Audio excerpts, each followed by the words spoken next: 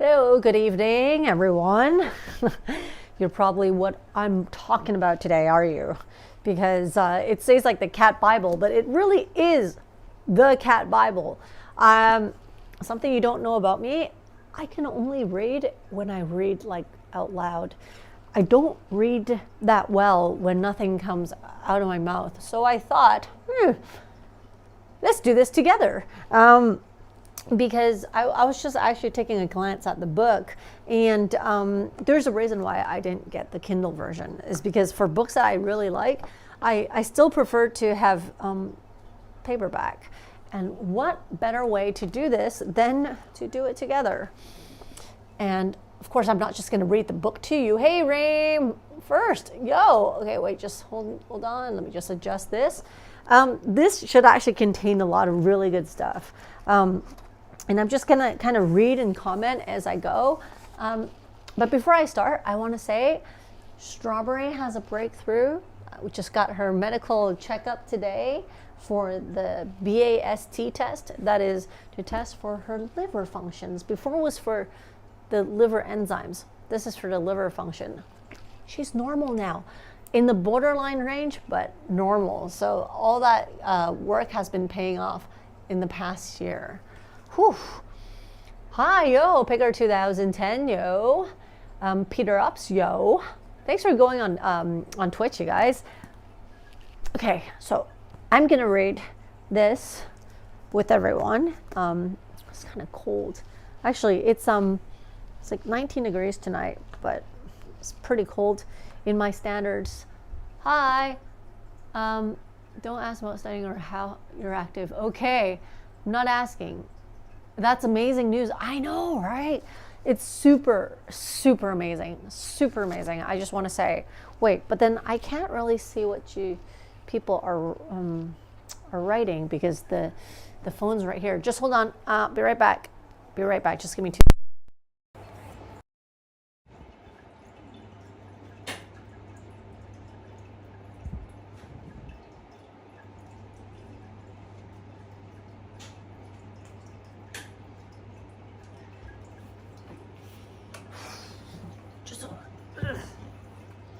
Laptop. There we go. Ultra good news. I'm so happy. It took a year to recuperate her. She was here, I think, last Halloween-ish. And yeah, it's been a pretty bumpy ride because she's been having ups and downs, and it wasn't exactly all that pleasant the whole time, because she was going, not only was she going through ups and downs, it was kind of hard to identify what it was that was causing the up and downs, because I've been feeding her a lot of cooked stuff, a lot of raw, and a lot of supplements, so things are actually looking up. I'm quite happy about that. Okay, there we go. All right, so your chat is going to be up here, my book right here. So should we start? Feel free to commentate along, because some of this stuff in here, I'm sure some of us know, but I'm sure some stuff, like, you know, not everybody would know or not know. So this is actually like on their chapter 1, it says choosing your cat, right? Some questions to ask yourself before you get a cat. Now, before we run through all the ways and places you can find a cat, the responsible thing to do is ask yourself some hard questions about whether you can give a cat a good home. Yeah, that's actually really true. Like, a lot of people actually, especially with the cat scene here, a lot of the people are only judging based on, you know, how cute the cat is and how much they cost and stuff. It really didn't cross the mind whether or not they're good cat parents. So here it says, I know it might rub you the wrong way to be put on the spot. You may wonder why you should have answered a bunch of questions when there are so many cats waiting for a home, so many who might have even been euthanized if they aren't adopted. But that doesn't change the fact that not all people are in a position to offer a good home to a pet, even though they might think they are. That is also very true. I think the definition of what makes a good pet owner I think the answer can differ in so many different ways. Sometimes it might become like an argument depending on who it is that you talk to. Does anyone read those? I do. I'm old school. I like reading books. And it feels good. It actually feels really good to be holding a book in your hand sometimes. It says animal shelters can get with them some of animal shelters can get very crowded, and the usual reasons that animals get turned in is because people couldn't deal with them. Some of the questions that follow might be the ones that you wouldn't even think of or ask yourself, but if you want to be part of the solution and not the problem, then ask yourself, in all honesty, whether you would want to be a cat in your home. Okay, I think that's actually a very good statement. Like, if I was a cat, do I want to live in my house? Yes. Do I wish it was bigger? Always. I think no matter what size of house I live, I always want it to be bigger until it gets to a point that is kind of too scary. Yeah. But I think if I was my cats, I would. Yeah, I would. Not because I'm like so self-absorbed, is because I think this is more of their house than mine, and it's pretty much designed for them, and the harmony that they have for each other, I think that's very valuable. I was just actually talking to somebody earlier at work, and I was saying, like, some people want to only have one cat for very selfish reasons. I hear it all the time. It's like, oh, my cat doesn't cling on to me anymore if I have more than one cat. I'm like, well, that's really selfish, because it's not that your cat doesn't get along with other ones. It's because you want them to have no choice but to cling on to you. Yeah. Whereas in a house cat with 9 cats, I've already came to the conclusion that, like, some of them, for example, like Sparta cat, Blue cat, they're okay with me, but they're very okay with my other cats. That's fine. I'm happy to look after you. You don't have to cling on to me if you don't want to. So it's not a must. And it says there are a number of practical considerations about your lifestyle that you need to review before you take the responsibility of a feline family member. Now, some of you may have already realized before deciding to get a cat or kitten, while others you may have not considered. Okay, well, I'm curious about what are some of the other things. See, if I was to read this book when I'm 18 and when I'm like in university and after university, I think this book would hit me in different ways. So yeah. What is it? Reem, he said, I feel much better having a second cat. It's much easier to live. It is. They burn each other out. They have buddies. Everyone can use a buddy, right? They learn social skills. They get someone to, snuggle up to. It's great. Oh, of course you can. Yeah, they burn each other out. It's perfect. I think it's great. Now, the basic questions. The first one is, does your lease allow cats? So I guess this is speaking for people who's not owning a cat.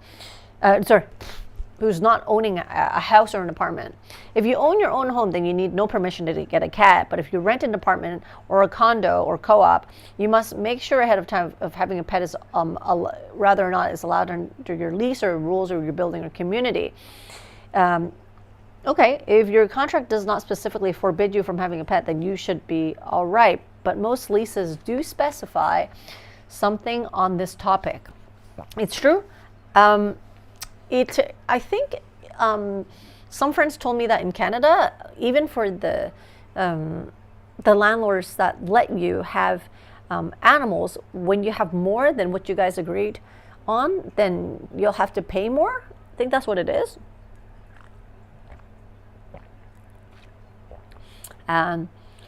Akesh, when did I get my first cat? I was 15. I was 15 years old. And that was when I was still living with my family. Frankly, for my first cat, I didn't exactly know how to take care of her, and I was like way too young. And you know how it doesn't really end too well when, you know, your family doesn't really like cats. My boyfriend at the time actually got me the cat as a present, which now in retrospect, I don't agree on getting pets for present, especially when like, I think when at that age, it's kind of hard to think about the longevity of it, be it the relationship itself or how mature I was as a person and how mature he was as a person, and just how knowledgeable we are on this topic. I think that wasn't something that crossed our mind, which now, if I was thinking back, I was like, yep. Even with no pets clause in, even with a no pets clause in a contract, many people will say it's only a cat. The landlord will never know, but you're putting yourself and your cat to be at risk. Landlords do find out about pets. If they come to fix or check something in the house or apartment, it's so easy to get caught. The real question is this: if your landlord finds out and tells you to either leave or get rid of the cat, will you be willing to move to keep the cat? Because if you aren't sure, then, or if the answer is no, then don't be selfish and put the cat at risk of being homeless. It is true. I think it's not just about the landlord thing. It's actually about the boyfriend girlfriend thing. Like, even my friends, when they adopt animals, when they got them as presents to each other, I'm like, can you raise it as if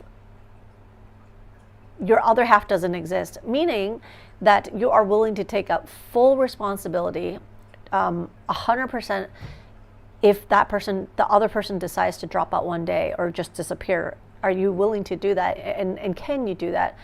Do you have the means to do it? And also, do you have that commitment? Because cats and dogs, I mean, was it 10, 15, 20 years, depending on breed, right? Cats is more on the higher end of that.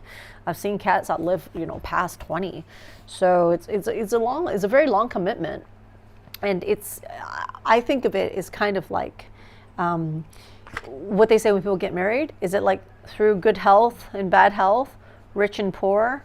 You know, can you actually be the same cat mom or dog mom or animal mom that you are, or dad, no matter what happens, what your circumstances are, your finances, if you're not feeling well, if you broke up with your other half, if you moved to a different country, if you got evicted, if it becomes like troublesome to move to a new place, new boyfriend, like what are you gonna do, right? If the answer is not yes, that you're gonna stay, that you're gonna have these pets as part of the equation, then yeah, think again. Think again. Like, how would you feel if, say, you know, your parents move into a new house and they said, hey, no kids, and they just dump you at the blink of an eye? Not too cool. Okay. So if she came from a shelter, going back there is more than stressful for her. It is harder for an orphaned animal who finds a new home and then loses it than for a cat who never has that chance of being in a family. Now, unless you're willing to stick with her through thick and thin, don't introduce a cat into your life.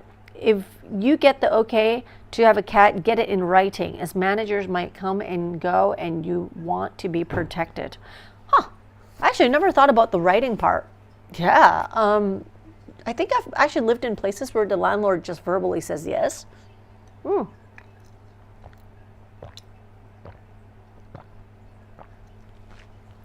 I think that's actually a good point.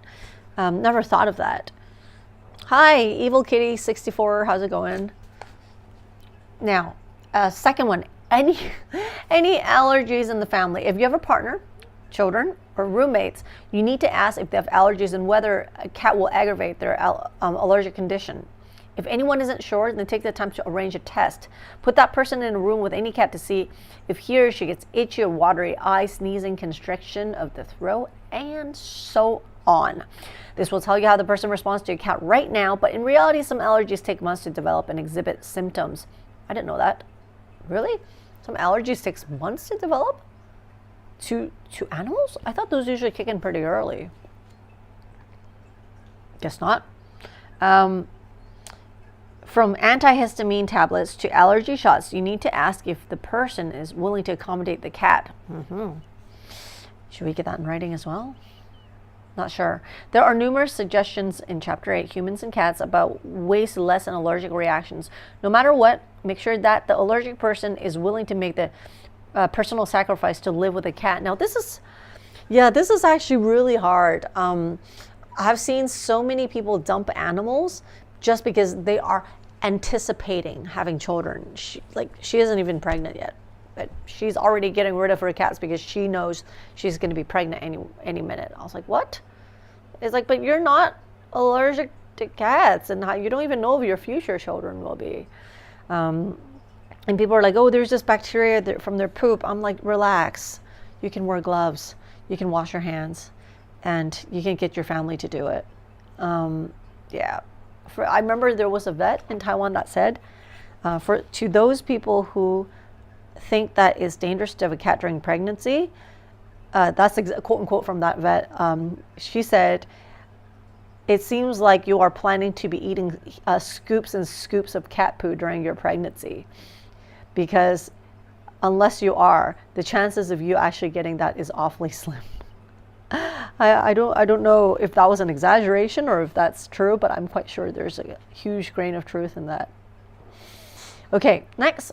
Does 10 to 20 plus years sound good to you? Ha! I said that earlier. A young healthy cat who lives indoors can live for that long. Does that appeal to you, or does it feel like too big of a commitment? Good question. Good question. Is that too big of a commitment to some people? I'm quite sure. Yeah. For me, it doesn't really feel like a commitment. It's just my lifestyle. They're my family. They've always been, part of it. Right, Kaka? Kaka, do you want to come here? So I never really saw it as a commitment. It's just part of my life. Kaka, you're getting really heavy. Okay, Kaka, come here. Do you want to come here? Do you want to come on, mommy? Come on mommy's belly here. You want to sit here? Yeah. Okay, Kaka. Kaka, do you wanna sit here? Yeah, you wanna get comfy? Nope, not right now. Oh well. Hi, how's it going? Sorry, I can't pronounce your name. It's in Russian. No idea how to pronounce it, but hi. Next question is, do you have preschool age children? Very young children may have a hard time understanding how to be gentle and be respectful of a cat. This can result in scratches to the child or emotional disturbance and even physical harm for the cat. If you have small children, do you feel you can teach them how and when to pick up a cat, or even not to lift a cat, but only to stroke her in certain ways and at certain times? Speaking from experience, in my family, my siblings have kids that are past preschool age children, and they're still guilty of doing this. Yeah, shame on them. Shame on them. Akesh, how do I manage travel? A few of my really close friends and one of my cousins have my house keys. So basically they just go on a roster and just come in here, and they actually live in my apartment. So they veg out, play video games, just kind of bring the work here. And yeah, you take turns actually living in my house. So the cats, to them, nothing's changed except for they live here and that I'm not here, but everything is the same. Yeah, I don't believe in taking them to the pet hotels because the hygiene's usually not that good. A lot of people's pets end up getting something like fleas or ringworms. Nothing deadly, but I don't want them to.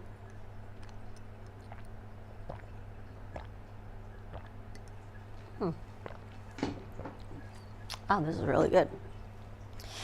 Ha! I actually said one of the points earlier. It asks here, do you have the financial means to support a cat for 20 years? Cats may not seem like a costly luxury to you, but they cost money in ways you may not immediately think of. Of course, everyone knows cats have to eat, but you may not consider that they need to have a lot of protein in their diet, and that can be costly. The same with litter. Seems cheap, but the bags add up over a year too. And then there's a serious cost of veterinary care. If you're wise and able, you should sign a new cat up for pet insurance the minute the minute you bring her home. See, the thing is, right, in Hong Kong, pet insurance, the pool is very small, and a lot of things they don't cover, and the premium's not that, it's not that low. So I'm not sure if it's actually a good way to go right now. Although it is getting more popular and they are pushing it. But I think it's still got some ways to go. And let's see. But in Canada, I remember my cat used to have insurance. That was a good call. If you don't believe that veterinary insurance is a good financial move for you, it will seem like a bargain after you get your first vet bill and the insurance covers most of it. Advances in veterinary care and cost of it all can be ruinously expensive. But once you're in love with a cat and that animal gets hurt or sick, emotionally, you'll want to do anything you can to make the cat better, of course. Some people just wing it, hoping nothing bad will happen. But it's probably wiser to think about rather you have the ability to pay for medical care. I think that's the same for humans. They got a good point. It's the pet aspect, but also yourself. I mean, the money got to come out of somewhere, right? So if you get sick and you don't have insurance, it's the same pool of money that you're using, supposedly, for your cats. I mean, yeah. Or how would you feel about not being able to afford it? I certainly hope nothing ever bad happens to your kitty, but this is a cost you'll need to consider when making your decision. Have a look at the pet insurance section below and make a decision that suits your situation. And I think another thing is, what is it? The diet. Because, you know what they always say, right? You are what you eat.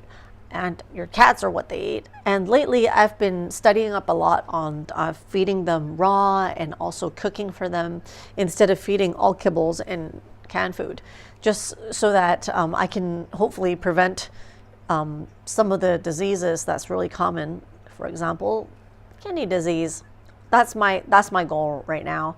And I am working very hard to actually catch up in that department in terms of knowledge, so that I know what are some things that I need to do and not do. And I'm actually partnering up with another YouTuber that is a cat food nutritionist. So we'll actually do some collabs in the future, and hopefully we could actually create more useful content that can benefit all the cat parents out there, and of course your cats out there as well. I don't think it will be more expensive because I already pay a lot for cat food. It's just more effort, but according to my typical style, I'll make it as painless as possible. So that's that. It's going to be a very fun adventure. And I just want to say, as an intermission, thank you everyone for being part of my Patreon, and also for all of you that's using the Amazon links that's in the description just before you guys make your purchases. Remember, empty a shopping cart, click on that link, do your usual shopping, check out same browser 24 hours, and you're good. And if you know anybody that's into cats, tell them about my channel. All right, so the next one is the cat left alone. Lifestyle issues. Ugh, this is actually one that I asked all the time. Do you have very long hours out of the house? Ugh. Yes, I ask people all the time, because in Hong Kong we work very long hours typically. Whether for work, because we don't have 9 to 5s here, it's very rare. Whether for work, recreation, or travel, do you spend more time outside than you do in your house? Contrary to your popular misconception, cats are not happy when left alone for long periods of time, can get depressed and anxious as any other living beings when they have no company or stimulation. Aha! Ha ha. If you want a cat, then you have to be willing to spend time with her. Otherwise, what's the point of having an animal to share your life? Exactly. What is the point of having an animal share your life? I completely agree. I say this to a lot of my friends. I'm like, okay, you're working from like 9 to 7, but you're getting out your house at like 8 or even 7:30. You don't come home until like 10. You come home, you're on your phone, you do stuff for a couple hours, you go to sleep. Most of the time you're not there nor interacting with them, and they're just waiting around for you the whole time. If you still insist on getting animals, at least get like a pair or a few that they can keep each other company, right? But it still makes me cringe sometimes because, weekends they go out, and then just think about it, minus all those time, they're never there with their pets. And then that's usually the people who goes, oh my God, my cat is suddenly sick. It's suddenly like this. I'm like, no, there were all these signs. You were just not there to see it. Next one. Cats do not like to be left alone. Thank you. They're not solitary animals. They're solitary hunters only, not solitary. If one of the reasons you're thinking about getting a cat is because you've heard that they are no trouble and can be left alone for days, think again. That's something I didn't know when I was really young. People have been terribly unkind to their cats unknowingly in accepting the area that cats are happy being left alone for long hours or even days at a time. Days! Ooh. People hear the cats are so independent they don't even care if people are around. So that they add a cat to a home as though it was a dormant they can interact with or not. I guess we've chosen to accept this clearly illogical misinformation as being the truth, in part because it makes cat ownership so much easier. That is so sad. And that is also one of the misconceptions I had as a kid. As I told you, I came from a family where my parents don't like animals. My mama hates animals. And the kind of stuff that she would actually say jokingly, I don't even think it's a joke. If something goes wrong, she'll be like, beat it, hit it, spank it. I'm like, no. Yeah. So I don't know how much of it she actually meant, but if I was to go back in time, I would tell her, no, you say that and you will get smacked. In a jokingly manner. But it's really weird because a lot of people thought that I came from a family of parents and everyone loving animals, but no, actually no. I was the black sheep. Did I ever pet a cat? Mike? I'm confused. Every day. I got 9 here. I got 9 cats at home, so it's kind of hard not to. So next one, it says, put yourself in a cat's place. Shouldn't we stop to consider what kind of thinking, feeling creature on this earth would really want to be totally alone if it could choose? The only family pet that might be perfectly happy spending days at home by itself is a python. But I don't know that for sure, and probably will never, since there's no Python Bible in the works. It might be that a cat won't visibly sulk or act depressed from being left alone for long chunks of time, but she's got to be feeling the boredom and loneliness. Yeah. It's so weird. Like, I think it's a huge misconception. Yeah.